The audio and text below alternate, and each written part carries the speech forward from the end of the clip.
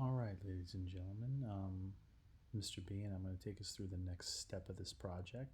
If you're noticing, I'm talking a little quieter, a little softer, just because I've got a sleeping baby about 5 feet away from me.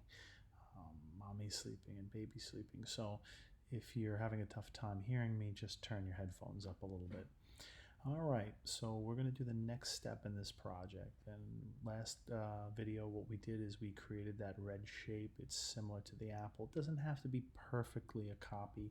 All our goal was to create something that wasn't a perfect circle, something that looked organic, and to use the pen tool to make curved lines, not just straight lines all the way around. And I do ask you that if you do have the straight lines, that you just kind of click, click, click, click, click all the way around, that you erase that and you try to do it the right way.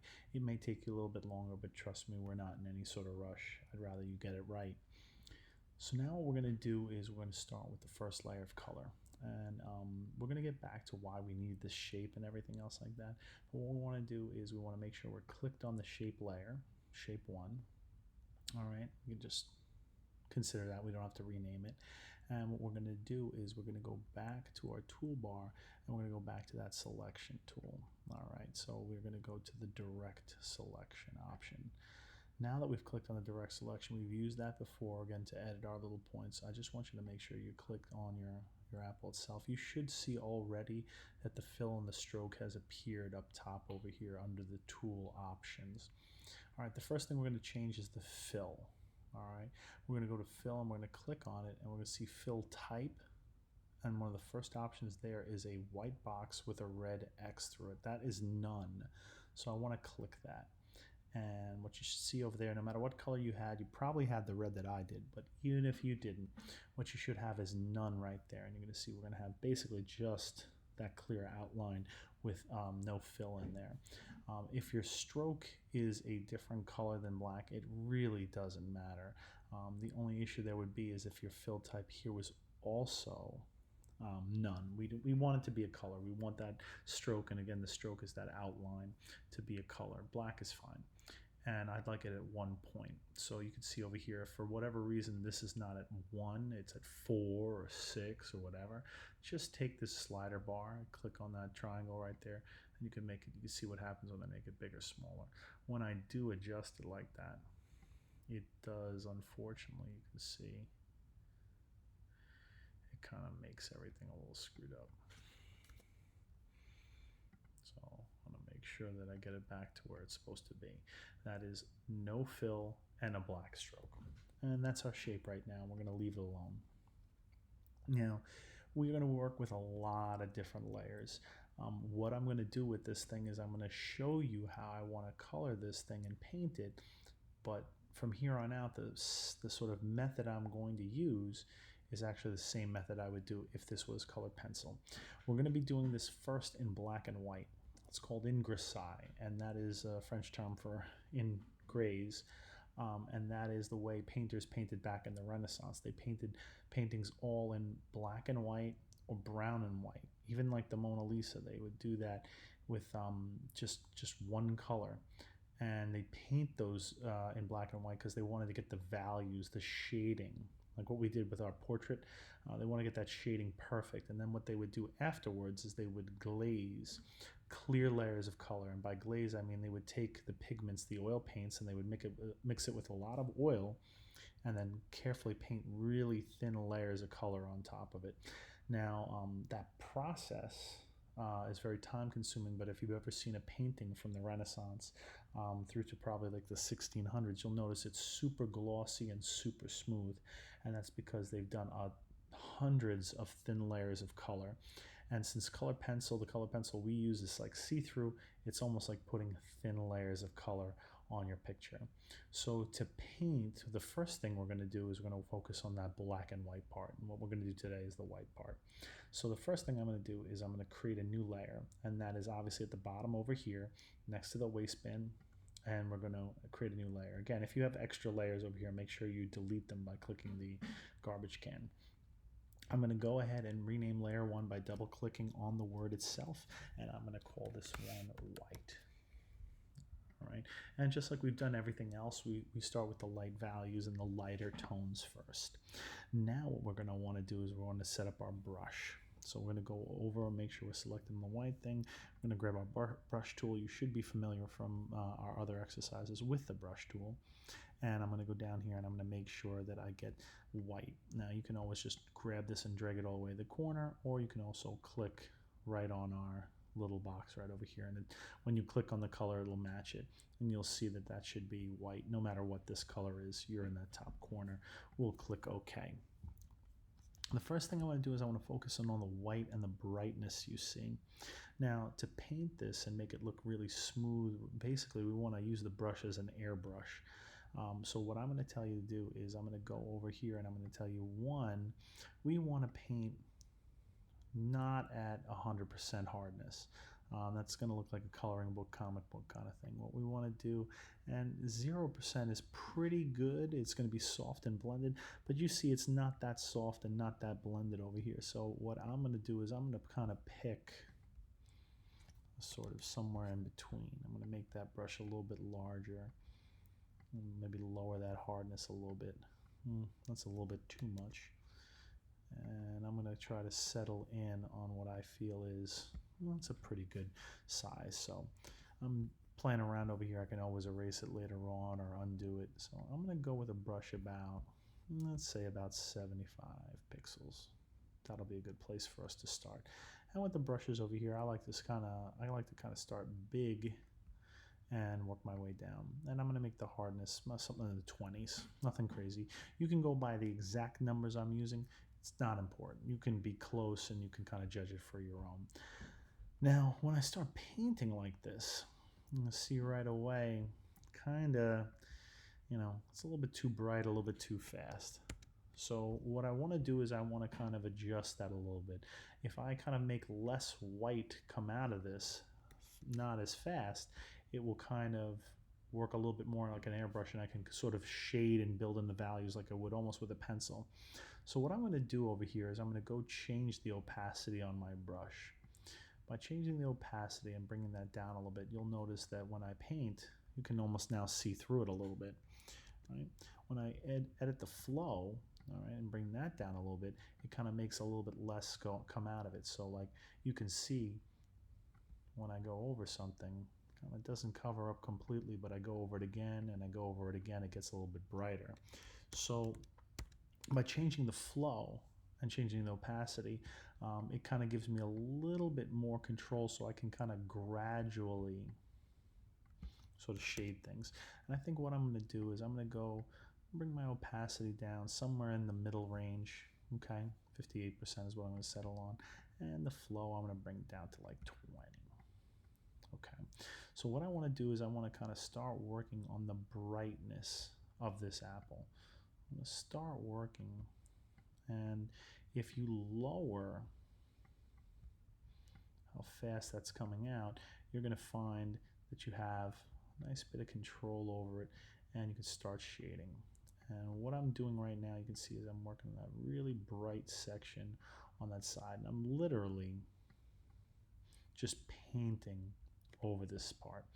Now I want to work on a bigger, the tinier spot over here. Now, it doesn't make sense to stick with the same brush, and one of the things you're going to have to figure out is, adjusting the size of the brush till it's appropriate. So in this case, I'm going to come in now and I'm going to adjust, change a little bit, and then I'm going to start working on, all right, I got a little bit of light that's happening over there. And what you're noticing I'm doing, or you should notice that I'm doing, is that I am really painting this apple, and I have a total disregard for the shape of it. All right, I'm kind of going right off those edges, and I'll show you how we're going to deal with that in a minute. So I'm going to look, and I see that little bit of highlight on the edge. I'm going to try to add a little bit of that in there. I see it's a little bit brighter over here, and you know what? I kind of feel like maybe I did a little too much as far as the brightness on this thing, and I want to kind of bring that down a little bit. Now, I could just grab my eraser and then just come in and try to erase it, but that's kind of harsh, and it's going to make a situation where I have to kind of redo all of that. So instead of using, I can also change the eraser so its flow and opacity are a bit lower. So again, I'm going to do the same sort of thing. I'm going to bring that opacity down to like somewhere in the middle range. I'm going to bring the flow down a lot lower so that way I don't, sort of erase too fast. Let's make this brush a little bit bigger. And let's lower that hardness. I think I want it pretty soft. I'm going to go in here and I'm going to kind of just lightly come in and try to erase a little bit of what I did. Just to kind of sort of get a little bit more of the feeling. Just going to do that. You're going to notice this is a process. Nobody should be able to do this on one shot and make it perfect. I'm going to make that brush a little bit bigger, and I want you to understand that, there isn't one set size you should be using. You can follow the sizes I'm using exactly, or you can get close.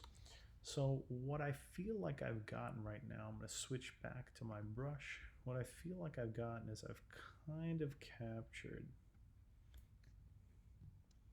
the essence of the light. Now, right now I'm trying to do some of these lighter grays, and you know what? A little bit, almost too much white coming off the brush, so you can go back and adjust it. I'm going to bring the flow down just a little bit further, maybe only like 12. See how that goes. All right, I like that. I got a little bit more control over that. And I'm going to kind of add a little bit to that ridge over there. I'm going to come in and make my brush a little smaller because I see a little edge in there that I kind of want to pick up. All right, and then what I'm going to do is I'm going to clean up a little bit of that with my eraser. All right, and I feel pretty good about this. This is what I was going for. So now what we can do is we can grab the eraser and we can just change it back to like 100% hardness, and we can go try to erase, change the flow and the opacity, bring all that stuff up, and we can carefully try to erase all this perfectly and try to stay in the lines. You can see I'm doing a terrible job of that in the lines. This is stupid. Don't do this, what I just did. What I'm going to show you is a much easier way to get all that done. And one of the things we're going to do is, this is how we're going to kind of keep the shape of the apple. So all this extra white that I put in that kind of doesn't help our picture out or doesn't make any sense, I'm going to erase it all to make it fit perfectly. So how am I going to do that? I'm going to go to the shape layer. I'm going to click on the shape layer. All right, I'm going to go over to my tools. I'm going to look at my tools and I'm going to work my way from the top 1, 2, 3, 4 down. And that fourth one down is the object selection tool. W is the shortcut to it. Looks like a little bean inside of a box. And I'm going to click on that. And then when I click on that, you're going to see I have other options, the quick selection and the magic wand. We want the magic wand. It looks like a little firecracker. The only way the magic wand works is that if you need to believe in the magic. If you don't believe in the magic wand will not work. So if you're having trouble making this work, you got to work on your belief system a little bit. We are now going to take that magic wand. It looks like the arrow, and all I'm going to do is I'm going to click right in an open area on shape 1. If you've noticed, what's happened is you see now there's sort of like a broken dashed line all the way around my shape of the apple. That broken dashed line is a selection area. What I did with the magic wand is I selected all of the area outside of this circular shape. How did I do that? I did that because if I look at just this layer, it's all just a bunch of empty shape, and I clicked on the outside. Had I clicked in here, I would have selected the inside of the apple.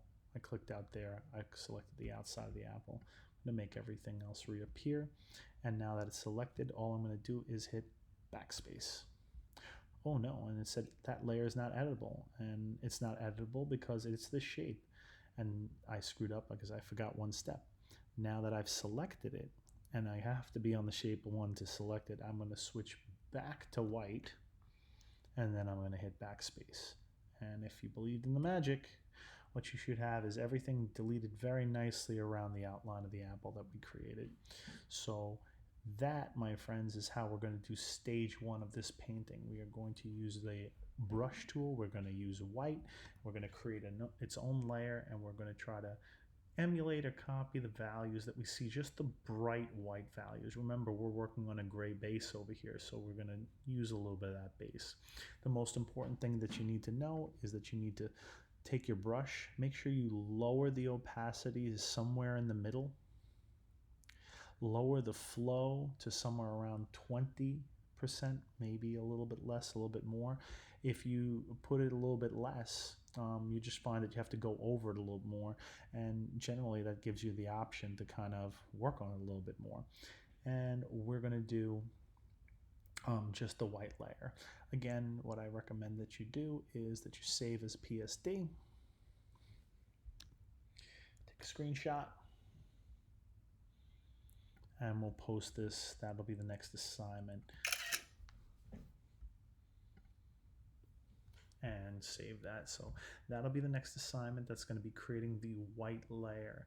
I'm going to post the next video, which is going to be creating the black layer, and that'll be up to you. Don't have to get all this done. I'm going to make this part due probably by Wednesday, and I'll make the black layer part done by Friday. That's going to be a lot more time that you need to do this.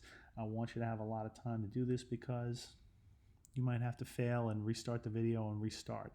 The best advice I can give you is that if it's not working for you, or this just isn't functioning the way you want it, stop.